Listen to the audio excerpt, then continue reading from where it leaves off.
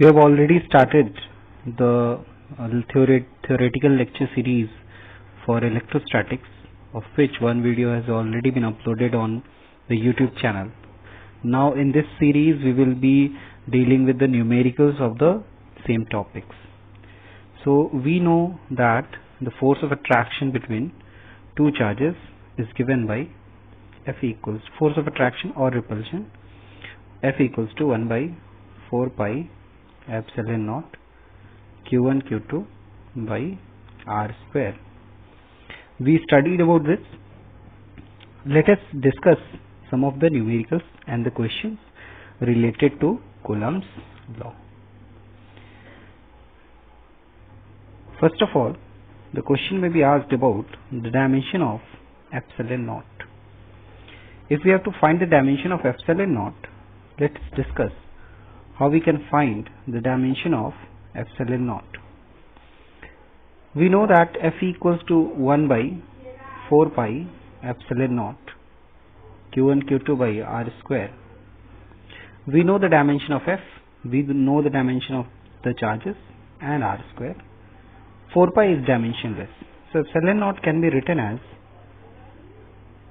Q1 Q2 by 4 pi F into R square. This is the value of epsilon naught which we get from the Coulomb's law. Now if we put the dimension of all these three, we get the dimension of epsilon naught, and that we will get as A square T square for the two Q's here. Then 4 pi has no dimension. The dimension of F can be written as M LT minus 2 into dimension of R square, which is L square. And if we simplify all this, we get A square M inverse L to the power minus 3 and T to the power 4. So this is what we get as dimension of epsilon naught. So this is one question which we must know. Second one is we have to find, suppose we have two charges, 2Q and Q, separated by the distance 2R. We have to find the magnitude and direction of the force on Q due to capital Q. On Q due to capital 2Q. So we have to find, first of all we must know that we have to find the force on this capital Q, and since the nature is not given, we assume that both are positive. Force on capital Q should be in this direction, and we have to find the magnitude as well, that we will get by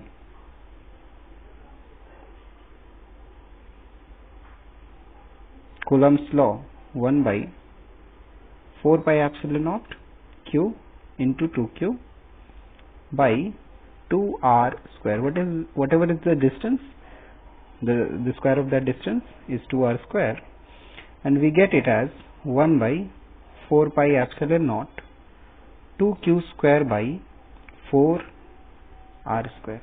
And this is the value of force which was being asked from us in this question.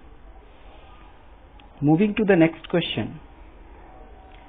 This question is regarding the nature quantization of charge. The question is, which of the following is possible charge in nature? Possible charge in nature. So what are the possible charge in nature? The options are 0.16 into 10 to the power minus 12. Second option is 4 into 10 to the power minus 19. Third option is 8 into 10 to the power minus 18 coulomb. Fourth option is 1 coulomb. Fifth option is 4.8 into 10 to the power minus 18 coulomb, and sixth option is 4.8 into 10 to the power minus 20 coulomb. So how we will be able to solve such questions? We do it by the concept. The concept is quantization of charge. The quantization of charge tells us that only charges exist as integral multiple of electronic charge, which means that Q equals to Ne is the only charge available in nature where N is an integer. So if we find the ratio of Q and E, and if the ratio gives us an integer N, if we get an integer, however large the integer may be, we know from there that such a charge exists. I will solve only one question here, and this question I will be solving. The rest of the questions you can take the screenshot and you can solve on your own, and you can reply in the comment section which of the charges are possible and which are not. So let us solve for the first question, that is 0.16 into 10 to the power minus 12 coulomb.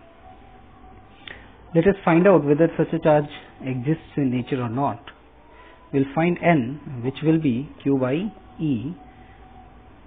Q we know 0.16 into 10 to the power minus 12, which is given in the question, and E we know as 1.6 into 10 to the power minus 19 coulomb. Now if we find the value, we get a 0 here because decimal is removed from two places, and if you solve this question you get 10 to the power 6. So 10 to the power 6 is clearly is an integer, which is this number, which is integer, and hence such a charge exists in nature. If we would have got a non-integral value, we would have taken that the charge does not exist in nature. So this is all the concept in the question. Rest of the questions you should solve on your own and answer in the comment section. Now we move to the next part of the topic, and that is the superposition principle. We know that if we have to find force on a single charge due to multiple charges, then we use superposition principle. What do we mean by superposition principle? It means that if we have to find charge on Q1 due to charges Q2, Q3, Q4 and up to Qn, then we will be able to find the force just by actually finding the force due to each pair and then vectorially adding them. What we will do, we will find force on Q1 due to Q2, force on Q1 due to Q3, force on Q4 due to force on Q1 due to Q4, force on Q1 due to Qn, and we get all these forces which are given by F12 force on 1 due to 2 plus F13 force on 1 due to 3, and we will add them vectorially, and if we add them vectorially up to charge n, we get net force on first charge. So this is what we need to know about superposition principle before going further to the questions related to superposition principle. Well, let us solve some questions based on superposition principle. First question is, find net force on capital Q in each of the following cases. So in each of the following cases, we have to find a net force on capital Q. I urge you to note down and solve the questions with me. First question is, we have a triangle, and that triangle is an equilateral triangle. On one vertex we have a small charge Q, on other vertex we have a small charge minus Q, and on the last vertex we have a charge capital Q. So according to the given question, we have to find always the net force on capital Q. So on capital Q, so let us solve this question. We have this figure, small q, minus q and capital Q. From the given question, we know that the charge capital Q experiences a repulsive force due to this small q and an attractive force due to this minus q. So the two forces are as shown in the figure. Now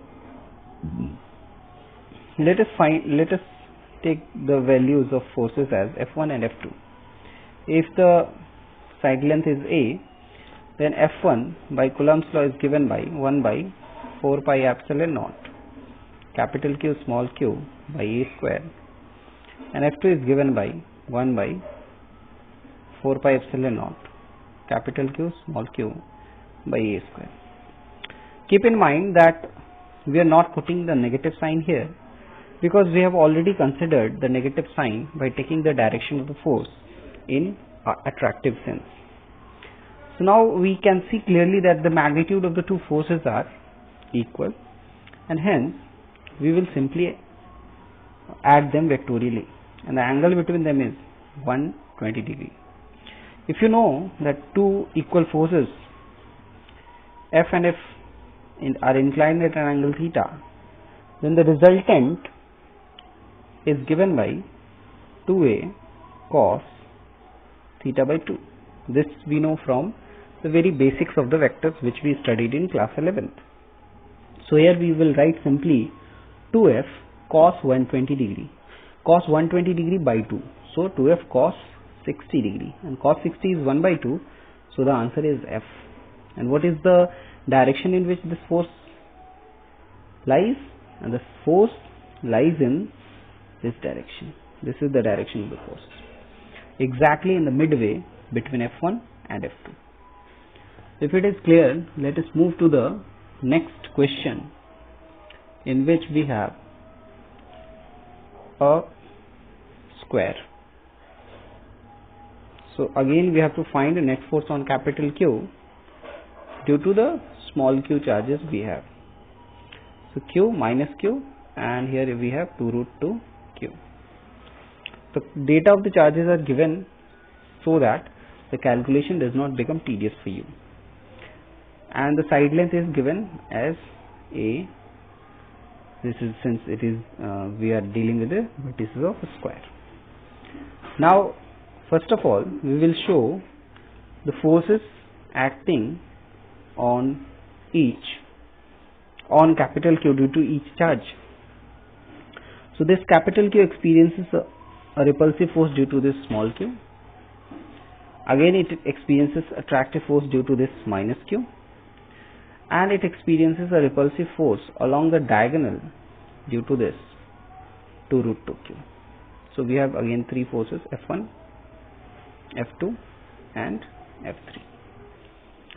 If we find out the magnitude of the forces, F1 we get as K, which we write 1 by 4 pi epsilon naught. Instead of writing 1 by 4 pi epsilon naught each time, we are writing K. K capital Q small q by A square. Then F2 is K capital Q small q A square. So these two are equal in magnitude. What is the magnitude of F3? So F3 is K capital Q 2 root 2 small q by, the distance is root 2a, so root 2a square. So here we get 2 and that 2 gets cancelled because of square of root 2 we will get 2. So basically this is root 2f.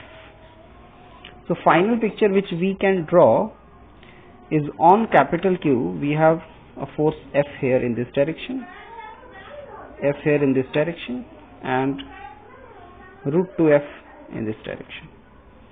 If we find the components, we will get F and F. The two components of root 2f is F and F, and hence these 2f get cancelled out, these 2f get added, and hence we get net force as 2f in this direction.